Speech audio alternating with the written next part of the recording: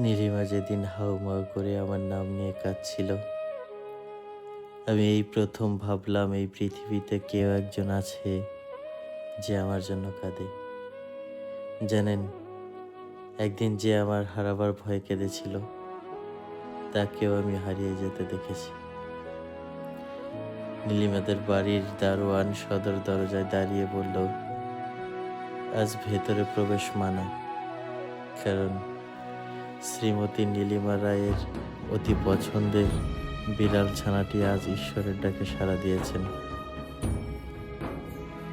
আফসোসের কথা কি জানেন, আমার জন্য কেউ কখনো কাঁদেনি।